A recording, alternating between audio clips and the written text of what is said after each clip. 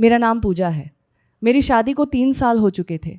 जब मेरी शादी हुई थी तब मैंने सोचा था कि मेरी ज़िंदगी खुशियों से भर जाएगी, लेकिन समय के साथ मुझे महसूस होने लगा कि मेरे और मेरे पति के बीच पहले जैसा अपनापन नहीं रहा।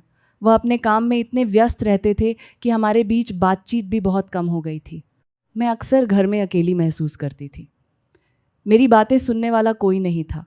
जब भी मैं अपनी परेशानियां बताने की कोशिश करती, मेरे पति कहते, अभी बहुत काम है, बाद में बात करेंगे।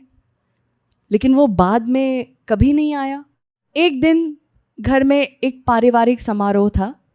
वहाँ मेरी मुलाकात सुमित से हुई। सुमित परिवार का पुराना परिचित था और सभी लोग उसका बहुत सम्मान करते थे। वह शांत स्वभाव का था और हर किसी की मदद करने के लिए तैयार रहता था। समारोह के दौरान उसने मुझसे पूछा, आप ठीक तो हैं? आप थोड़ी परेशान लग रही हैं।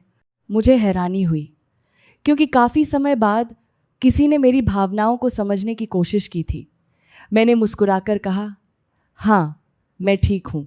लेकिन सुमित ने महसूस कर लिया था कि मैं सच नहीं कह रही हूँ।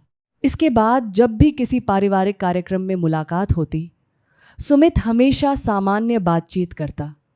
वह मेरी समस्याओं को सुनता और मुझे हिम्मत देता। धीरे धीरे मुझे लगने लगा कि कोई तो है जो मेरी बात समझता है। समय बीतता गया। मेरे पति पहले की तरह ही अपने काम में व्यस्त रहे। दूसरी तरफ सुमित का व्यवहार हमेशा सम्मानजनक और समझदारी भरा था। मैं अपने मन की बातें उससे साझा करने लगी। वह कभी कोई गलत सलाह नहीं देता था। हमेशा यही कहता था कि रिश्तों को बचाने की कोशिश करनी चाहिए। एक शाम मैं बहुत उदास थी। मेरे पति लगातार कई दिनों से घर देर से आ रहे थे और हमारे बीच बातचीत लगभग बंद हो चुकी थी। उस दिन मैंने सुमित से कहा, शायद मेरी शादी में अब कुछ नहीं बचा है। सुमित कुछ देर चुप रहा, फिर बोला, कभी कभी रिश्ते कमज़ोर हो जाते हैं, लेकिन अगर दोनों लोग कोशिश करें तो उन्हें फिर से मजबूत बनाया जा सकता है। हार मानना सबसे आसान रास्ता है। उसकी बात मेरे दिल को छू गई। उस रात मैंने बहुत सोचा। मुझे एहसास हुआ कि मैं अपने अकेलेपन की वजह से भावनात्मक रूप से कमज़ोर हो गई थी।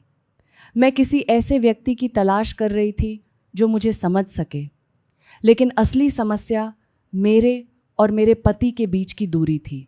अगले दिन मैंने फैसला किया कि मैं अपने पति से खुलकर बात करूंगी। जब वह घर आए तो मैंने उन्हें बैठाकर अपनी सारी बातें बताईं। मैंने कहा, मुझे ऐसा लगता है कि मैं आपकी ज़िंदगी में कहीं पीछे छूट गई हूँ। मुझे आपकी ज़रूरत है, सिर्फ आर्थिक रूप से नहीं बल्कि भावनात्मक रूप से भी। पहली बार उन्होंने मेरी बात ध्यान से सुनी। शायद उन्हें भी एहसास हो गया था कि हमारे रिश्ते में दूरियां बढ़ चुकी हैं।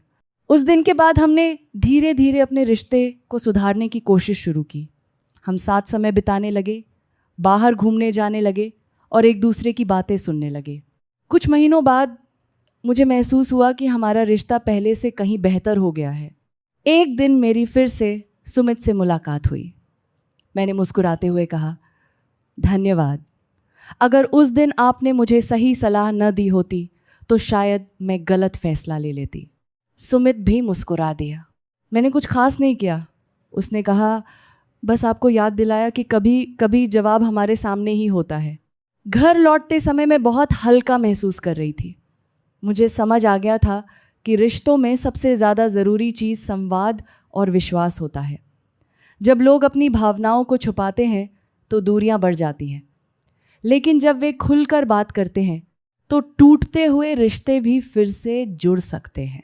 उस दिन मैंने सीखा कि जीवन में कई बार ऐसे लोग मिलते हैं जो हमें सही रास्ता दिखाते हैं, लेकिन अंतिम फैसला हमेशा हमारा अपना होता है और सही फैसला वही होता है जो सम्मान, विश्वास और सच्चाई पर आधारित हो।